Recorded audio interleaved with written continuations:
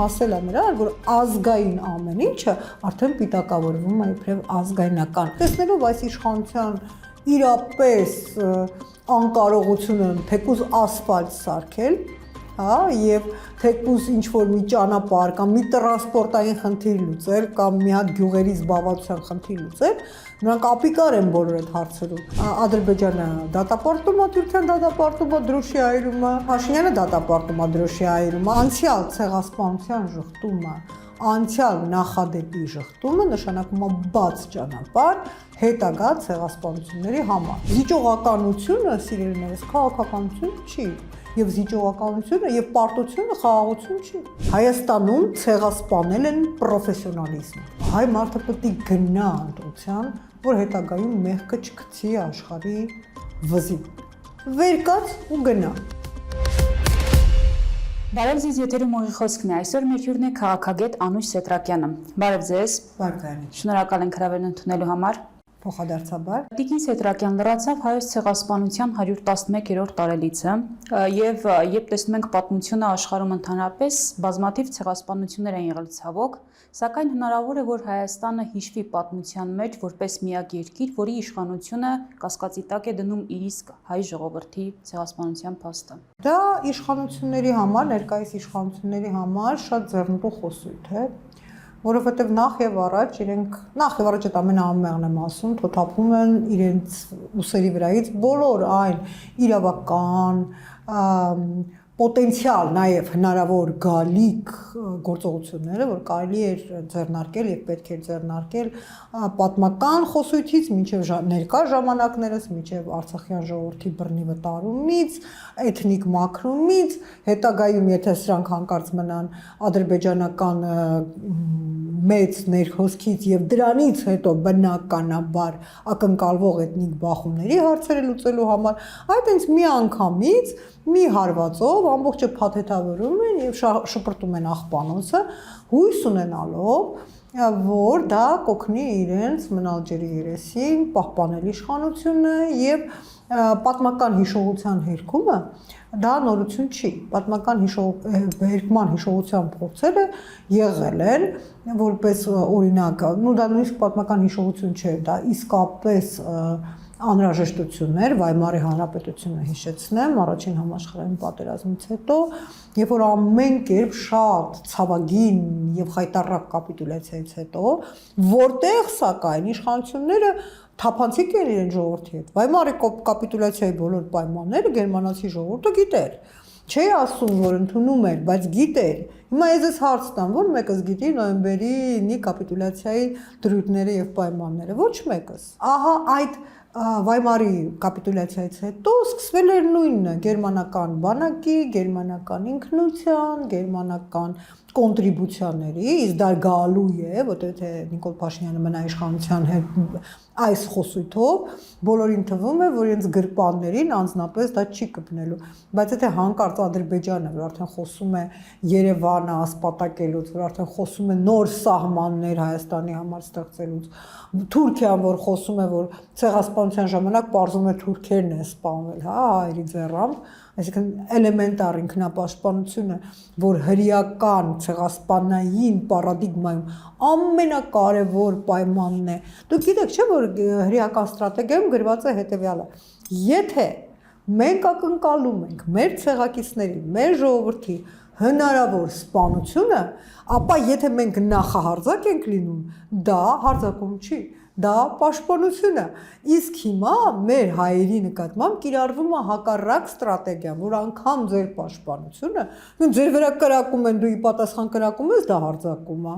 Քեզ զրկում են քո պատմությունից, դու փորձում ես պատմությունդ պաշտպանել, դու ռևանշիստ ես։ Քեզ փորձում են զրկել ազգությունից, դու փորձում ես ազգության հիմքերը պահել, դու ազգայնական ես, այսինքն հասել է նրան, որ ազգային ամեն ինչը արդեն պիտակավորվում է իբրև ազգայնական։ Սա մշակված քաղաքականությունը վերից վար բոլոր մինչև ամենավերջին ֆեյքը ենթարկվում է ստրուկտուրիզացված, դա դիվերսիոն հոսք է, հայկական մտածողության վրա, եւ դա ապազգային, ապա պետական, ապա ինչ ասեմ, ժողովրդական քայլերի մի ամբողջ հանրագումարը խիստ լավ մշակված եւ տեսնելով այս իշխանության իրապես անկարողությունը թեկուզ ասֆալտ սարքել, հա, եւ թեկուզ ինչ որ մի ճանապարհ կամ մի տրանսպորտային խնդիր լուծել կամ մի հատ գյուղերի զբաղվածության խնդիր լուծել, նրանք ապիկար են բոլոր այդ հարցերում։ Ես վստահ եմ, որ այդ գաղափարախոսական բացարձակ առանց թերացումների աշխատող մեքենան ներդրված է դրսից, ինչը եւ փաստում են դրսից նույն խոսույթի կրկնությունները։ Այսինքն Ադրբեջանը դատապարտում է, Թուրքիան դատապարտում է, Դրուշի այրումը, Փաշինյանը դատապարտում է, այո,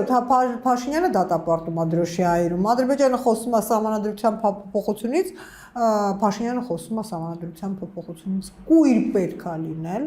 որ չտեսնել այդ համընկնումները եւ չմտածել նախորոք ներդրված համակարգի մասին։ Սա ներդրված համակարգ։ Եվ այստեղ շատ վտանգավոր է նաև հենց ցեղասպանության հարցի տրամաբանության մեջ, երբ Ադրբեջանի մարդու իրավունքների պաշտպանն է ասում միջազգային հանրությանը, դուք պետք է ճանաչեք, որ 18 թվականին հայերն են ցեղասպանել մեզ։ Դա թողտվություն է հետագա ցեղասպանությունների համար։ Անցյալ ցեղասպանության շղթումը, անցյալ նախադեպի շղթումը նշանակում է բաց ճանապարհ հետագա ցեղասպանությունների համար։ Եվ բոլոր այն հայերը, որ ինձ թվում է, որ կգնան կապրեն Ռուսաստաններում կամ Ամերիկաներում եւ այնտեղ ապահով կլինեն, թող հանկարծ չսխալվեն, ապահով չեն լինելու, որովհետեւ եթե դու արդեն մի անգամ էթնիկ զտվել ես ազգային հիմքի վրա եւ դրա հակադարձումը չես տվել, ընդ որում հակադարձումները կարող են տարբեր լինել, ընդունենք մենք այժմ բանով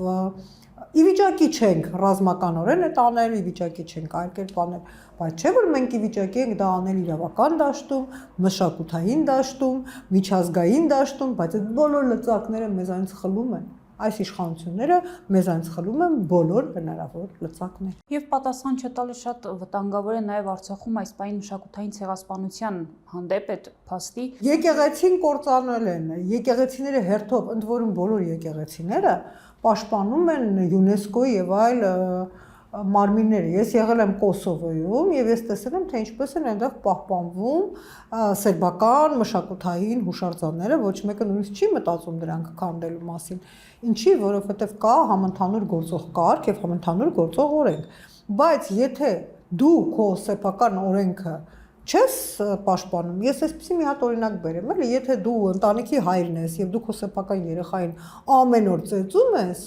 բնականաբար ուրիշը, եթե ծեծում է քո երեխային, դու նախ ոչ պաշտպանում ես, ոչ էլ այդ ուրիշի իրավունք է վերապահում այդ երեխային անդադ ծեծել։ Մեկ այդ երեխան մշտապես ծեծված է։ Հիմա մենք այս մշտական ծեծված, մեր ժողովուրդը մշտական ծեծված երեխայի կարգավիճակում է, եւ դրանից պետքա ժամ առաջ դուրս գալ, որովհետեւ գիտեք, միշտ շատ ավելի լավ է, ես չգիտեմ Այսօր լսեցի, չգիտեմ, կամ երևի լսեցի, որ Լևոն Տեր-Պետրոսյանը չկարդացի։ Լևոն Տեր-Պետրոսյանը ասել է լավ էլ ուժեղ երկիր ենք, եթե մեր դրոշն այրում են։ Որտեղ ժամանակին Ղարաբաղի դեպքերից հետո Ադրբեջանում թե Թուրքիայում այրել էին Հայաստանի դրոշը եւ Լևոն Տեր-Պետրոսյանին հարցրել են արձագանքի մասին, նա ասել է լավ էլ ուժեղ երկիր ենք։ Այսինքն դա նշանակում է արդեն ժամանակն է բան թիրախային ակցիաների անցնել եւ այո այդ թիրախային ակցիաները միջազգային եւ իրավական դաշտում են, որի ասում եմ, ինչը մեզ արգելում են, ուղղակի արգելում են եւ յուրաքանչյուր նման փորձ, յուրաքանչյուր նման քայլ գնահատվում է իբրև պատերազմ եք ուզում կամ ռևանշիստ եք, հազար ներողություն ոնց տենց կլինի, որտեղ մենք ժողովրդավարական երկիր ենք, մենք ձգտում ենք խաղաղության։ Հիրավի ժողովրդավարական երկիր ենք։ Հիմա օրինակներ բերեմ, հա։ Համար 1 չկա որևէ երկիր, նույնիսկ ավտորիտար, որտեղ կանայք ենթարկվեն այդպիսի օստրակիզմի։ Հայկական քաղաքական դաշտում դեպուտատը կարող է ասել, որ կրծքեր ունենալը դեռ չգիտեմ ինչի հիմք չի բանը։ Եթե ես այդ նույն դեպուտատին բանը հիմա հակադարձեմ, որ բանը ուղեղ ունենալն էլ ասենք բանը ոչ մի բանի հիմք չի, կասեմ, որ մեր դեպուտատին վիրավորեցին, բայց հասկանում եք, կանանց թիրախավորելը, կանանց հանդեպ Հիշեցնենք ուժեղ Հայաստանի այո, իհարկե, ես դրա մասին եմ խոսում եւ Ջուլհակյանի, Տարուսակ Ջուլհակյանի այդ խայտառակ հայտարարությունը, որին մասամբ արձագանքեցին շատ թեթև ինչ որ կին իրավապաշտպաններ։ Ես պատկերացնում եմ, եթե ասենք Շուշան Պետրոսյանը ժամանակին դա ասեր, ամբողջ քաղաքացիական հասարակությունը արդար զայրույթով ելույթներ կունենան, չեն ունենում, որովհետև սա իրենց յուրայինների իշխանությունն է եւ այն կինը, որը պատկանում է այդ ճամբարի, այս քաղաքացիական իրավապաշտպանների համար կին չի, կամ երբ որ ֆեյքերի ֆաբրիկա նախքին պաշտոնյաները կամ չգիտեմ ինչերը պահում են եւ այդ ֆեյքերի ֆաբրիկայում դնում են եւ կանանց ոտից գլուխ նախշում են, դրանք էլ կանայք չեն։ Կանայք միայն այն մարդիկ են, ովքեր ծառայում են այս ռեժիմին։ Ուրեմն սա մեկ բանը կանանց իրավունքները խախտված են։ Կինը ընկնում Աշարասյան տակ ասում են մենք մեղավոր չենք։ Բանը ոչ ոք պատասխանատու չի։ Որը հղի էր եւ այո, հղի կին եւ եւս մի հայ, կարծես հաճույք է, որ եւս մի հայ կործանվեց եւ եւս մի հայ չծնված մահացավ։ Բանը կամ երբ որ օրինակի համար փորձում ենք տեսնել, թե ոնց են կանանց վերաբերվում ազգային ժողովում, այսինքն երբ նրանք փորձում են ինչ-որ ելույթ ունենալ, նրանց կոպիտ լռեցնում են, կոպիտ բառերով եւ կոպիտ որակումներով։ Դա ժողովրդավարությունը անցնենք ուրիշ էտապի։ Մեր եղբայրները Արցախյան, մեր քույր ու եղբայրները, որոնք ենթարկվել են էթնիկ զտման, ունեզրկման, պատերազմի արհավիրքներին, սարսափելի խոցելի խումբեր, ինչպեսի դեռ չեմ ասում միջազգային, որտեղ դա միջէթնիկ ինչպիսի ատելություն է խրախուսվում, ինչպիսի վերաբերմունք է ցուցաբերվում այդ մարդկանց հանդեպ, հանրային տարածքում ինչպիսի հետապնդումներ են գնում, ինչպիսի այլանդակ խոսքեր են հնչում, այսինքն սա ժողովրդավարությունը ընդ որում ասում եմ յուրաքանչյուր ժողովուրդ երջանիկ կլիներ, որ իրենց ազգի, իրենց կրոնի առողջ, մարտունակ, ջահել հանրություն մտնում է քո երկիր եւ քո համար մեծ պոտենցիալ է, բայց ոչ ամեն ինչ արվում է, որ այդ մարդիկ լքեն տարածք։ Մյուս բաներով, հա, եկեք նայենք, թե ինչպիսի վերաբերմունք է օրինակ բոլոր այն մարդկանց հանդեպ, ովքեր փորձում են խաղալ այլ գաղափարական խոսույթում։ Իսկ գաղափարական խոսույթի համար չի կարելի հետապնդել։ Եվ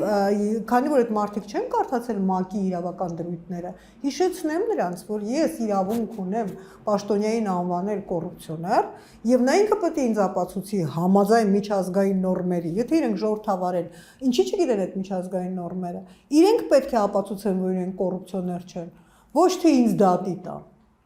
Ոչ թե ինձ դատի տան կամ որևէ այլ մեկին դատի տալ։ Այդպիսի ակնհայտ միջազգային իրավական եւ իրավունքի եւ ընդհանրապես օրենքի գերակայության բոլոր նորմերի խախտումը դա եւ անվանումը դա ժողովրդավարություն կամ բացահայտ պարտությունը, հողազիջումը, մշակութային ստորացումը եւ նսեմացումը համարել նոր քաղաքականություն եւ նոր զիջողականությունը սիրելիներս քաղաքականություն չի եւ զիջողականությունը եւ պարտությունը խաղաղություն չի։ Ես միշտ sense եմ պատկերացնում, էլի որ մի երեխա նստած է, մի 4-5 խաղալիք ունի, մի հատ բան մեծ խոշոր տղա գալիս է, խփում է գլխին, ասում է մի խաղալիքը տուր, կողքի ուսուցիչը ասում է մի հատը տուր թող հանգստանա, չէ՞ որ դու լավ բարի երեխա ես։ Նա թողնում գնում է, իսկական կկվի պատմությունն է։ Ծառում փչակ կա, փչակում մի բուն։ Էս էլ գցի, էս էլ գցի, էս էլ գցի եւ մի հատ էլ ագրավել չկա, հա, որ այնտեղից խորհուրդներ տա, այսինքն ագրավները կան, բայց կկուները շատ հիմար են եւ պլյուս դրան ամենավատն է նա որ Հայաստանի կկուները համագործակցում են աղվեսի հետ, այդ ամբողջ խնդիրը։ Բայց տեսեք ֆենոմենալ բան կա այս ամեն ինչի մեջ, որ պարտված երկրի ղեկավարությունը կրկին ընտրվում է։ Պատմության մեջ այսպիսի դեպք կա, թե մենք կրկին միակն ենք։ Դե մենք ինչպես միշտ պետք է էքսկլյուզիվ լինենք, պարտված ղեկավարությունը ընտրվում է, որովհետեւ այս իշխանությունները ֆանտաստիկ մանիպուլատիվ գաղափարական աջակցություն ունեն եւ այդ աջակցությունը իհարկե գալիս է դրսից ես որպես PR մասնագետ տեսնում եմ թե ինչ փայլուն մասնագետներ են աշխատում ընդ որում աշխատում են Գեբելսյան ռոպագանդայի հիմունքների վրա ճշմարտությունը խեղելու բոլոր տակտիկաները աշխատում են, հետևյալ տակտիկաներն են։ Ուրեմն տեսեք, ասել 20% ճիշտ, 80% սուտ։ 20% ճիշտը պետք է լինի շատ բացահայտ, 80%-ը պետք է միտված լինի ապագային, դրա համար երբ որ 20%-ը դու ասում ես ճշմարիտ, 80%-ը ավտոմատ վերագրվում է ճշմարիտ խոսույթին, այսինքն մտածում եմ, որ իրանք լրիվ ճիշտ են ասում։ Ասել, լրիվ իրականության հակառակը, բայց ասել բոլոր հնարավոր աղբյուրներով, բոլոր հնարավոր տարբերակներով եւ արգելել ալտերնատիվ խոսույթ, այսինքն պիտի տպավորություն ստեղծվի։ Այո, պիտի տպավորություն ստեղծվի, որ բոլոր թերթերը նույնն են գրում։ Բոլոր մարդիկ նույնն են գրում։ Եվ դա այդ երկրորդ բանն է։ Երրորդը դա բանն է ագրեսիվից ոչ ագրեսիվից ագրեսիվ պատիժների համակարգն է։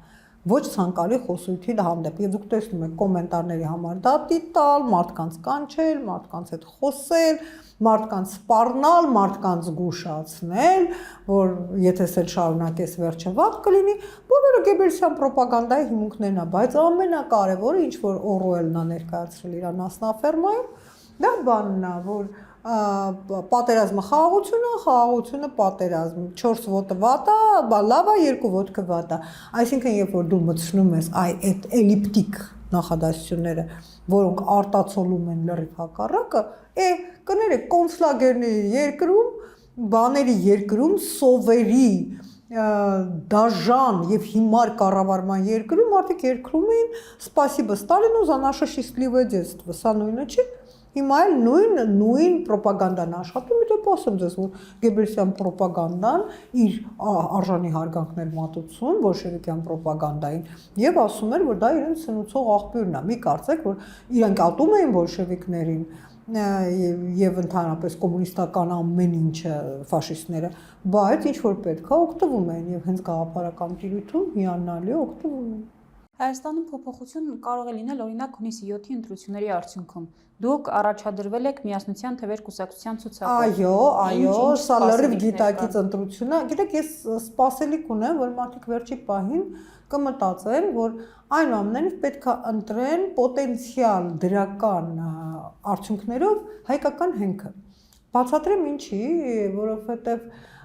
Միասնության թևերը ակնհայտ հանդես է գալիս հայկական օրակարգով։ Տեսեք, էլի եմ բացատրում խնդիրը որն է։ Հայաստանին հիմա ամենադաժան հարվածը, որ սպասվում է, դա ինքնության եւ ազգության վրայի հարվածն է։ Այսինքն ներկա պահին մեր մարտահրավերը, մենք պաշտպանված չենք իբրև ազգային պետություն մեր սահմաններով, ներկա իշխանության օրոք, մենք պաշտպանված չենք մեր ազգային էթնիկ կազմով, որտեղ ադրբեջաների ցիների հետ ներհոսքը եթե լինի, դա սարսափելի է, մենք պաշտպանված չենք մշակութային եւ կրթական համակարգերով, որտեղ ամենուրեք տեսնում ենք ինչա դասակարգ գրքերում կատարվում, մենք պաշտպանված չենք, մենք նույնիսկ իբրև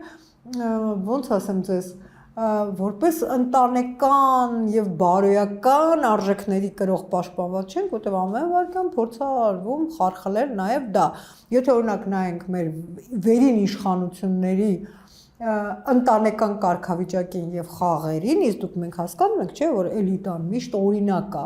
ներքևինների համար, այսինքն եթե այնտեղ բաժանվում են, միանում են, ինչ ասես չի կատարվում։ Եվ դա օրակարգ է։ Եվ դա արդեն օրակարգ է, մարդը ասում է, հա, ինձ էլ է կարելի։ Իսկ ընտանիքը քայքայվում է, հետևից քայքայվում է պետությունը։ Դրա համար բանը, կասեք, բայց մարդիկ չբաժանվեն, չէ, թող մարդիկ բաժանվեն, բայց էլիտան դա բան է։ Օրինակ է, էլիտան պետք է շատ, գիտեք քանի բան կա, քանի ամերիկյան, չգիտեմ, ֆրանսիական էլիտաներ կան, ընդհանրապես չեն ամուսնալուծվում։ Ամենակ ամերիկյանը հաստատ, իրենք չեն ամուսնալուծվում, իրենք պահում են ընտանիքի ֆորմուլը, որտեղ իրենք հասկանում են, թե քաղաքականության մեջ ես դա այնքան էլ սիրուն բան չի, ամուսնանալ, միանալ, չգիտեմ ինչ, այսինքն անգամ էդ է քայքայվում, մենք պաշտպանված չենք։ Հիմա ինչա մեզ պետք է հայկականության հենք, որը ես տեսնում եմ միանշանակ եւ խոսույթի մեջ երևում է, եւ դա թիվ 1 մարտահրավերն է, եւ պետք է երկրորդը, որ Հայաստանի վերջին տարիներին ուղղակի ինչ են ասել, այդ կատեգորիան ցեղասպանել են։ Հայաստանում ցեղասպանել են պրոֆեսիոնալիզմը։ Պրոֆեսիոնալներ, որպես այդպիսի, իշխող համակարգում չկան։ Ուղղակի չկան։ Դուք որ բնագավառի վրա մատը դնեք, տիրում է դիլետանտիզմ, տիրում է ավանտյուրիզմ, տիրում է բացարձակ գաղափար չունեցող, ասենք, մարդկանց մի հատ ամբողջականություն, չսովորած, այն որ իրենք երկիր են ղեկավարում։ Այո, այդ եմ ասում, կարդացած չհասկացած, դրա համար որ ասում եք Միասնության թևերի բանը 9-րդ համարն է, ես կարծում եմ, որ ժամանակն է, որ զբաղվեն գործով պրոֆեսիոնալները եւ հայ պրոֆեսիոնալները, այսինքն այն պրոֆեսիոնալը, որ պետության ղեկին եւ կողքի ստրուկտուրաներում լինելով հասկանա, որ ինքը իրականացնում է ոչ միայն կառավարում, այլ ինքը իրականացնում է հայկական կառավարում։ Ինչպես ցանկացած նորմալ երկրում։ Ես ինչ որ չեմ պատկերացնում, որ Անգլիայում ասում են ինչ որ մեկը բանը շարժվի ամերիկյան շահերով։ No, ամեն մեկը իրականացնում է իր երկրի շահերին համապատասխան կառավարում։ Իսկ ձեր կարծիքով ինչ է վերջի պահին հայ մարդուն կստիպի, որպեսզի նախ գնա ընտրության, հետո էլ ընտրի օրինակ միասնության թվերին։ Եթե հայ մարդը նախ եւ առաջ, հենց այդ միակ բանը, հայ մարդը պետք է գնա ընտրության, որ հետագայում մեղքը չգցի աշխարհի վզին։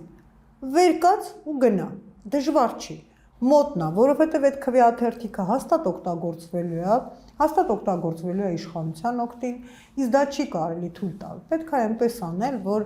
ներկայությունը անպահովի, եւ հետո ես պատկերացնում եմ բանը ստիպողաբար խորովածանոցի եւ համերգների պուբլիկա հավաքող իշխանությունը, ինչպիսի բան մուլտկա չէ, какая досада։ Ինչպիսի հիասթափություն կապրի, երբ որ բան անեն, վերցնեն ու հանկարծ տեսնեն, թե մեծամասնություն իրանց մերժում է։ Նույնիսկ կապ չունի ում է ձայն տալիս, թե պետք միասնության թևերին ձայնը տալ ամենախելամիտ որոշումներ, որ կարելի է կատարել, էլի ասում է։ Ինչ որ այսօր ռուսերեն է մոտս եկել, բայց ես ռուսամետ չեմ, ես արևմտամետ եմ, ասում եմ։ Մի հատ ռեկլամ կար բանը, при всем богатстве выбора другой альтернативы нет։ Հիմա, եթե այդպես է, բանը ձայնը տալիս ես, բայց այստեղ նույնիսկ տեսեք նորմալ է որ լինելով ցուցակում, ես պետքա, բայց պետքա խոսեմ եւ ասեմ, բացատրեմ, թե ինչի եմ ես այդ ցուցակում, բայց նաեւ կա հետեւյալ բանը, որ գնացեք ընտրության, ընտրեք ըստ ձեր ճաշակի եւ պատկերացման։ Մենք կարող ենք խորհուրդ տալ, մենք կարող ենք ուղղորդել, բայց կարևորը գնացեք եւ կարևորը որ հասկանում եք, որ այս վիճակում գտնվելը այլևս անհնար է, գնացեք եւ ձեր ձայնին տեր կանգնեք։ Այս նախընտրական շրջանում դեռ քարոզությունը չի էլ սկսվել, բայց բոլոր ուժերը սկսել են իրենց այցերը, ծանոթությունները, ներկայացնել ծրագրերը եւ այլն։ Արդյոք այս ամբողջ տրամաբանությունը չի անլրջացնում այն, որ ընդդիմական ուժերը ներքին կռիվ են մղում եւ սա օրեցօր ավելի է թեժանում։ Ժամանակին բոլոր այն մարդկանց, որին ես ասում եմ, որ Ռոբերտ Քոչարյանն ու Սերժ Սարգսյանը միասնական թիմ չեն եւ առավել եւս Ղարաբաղյան կլան չեն,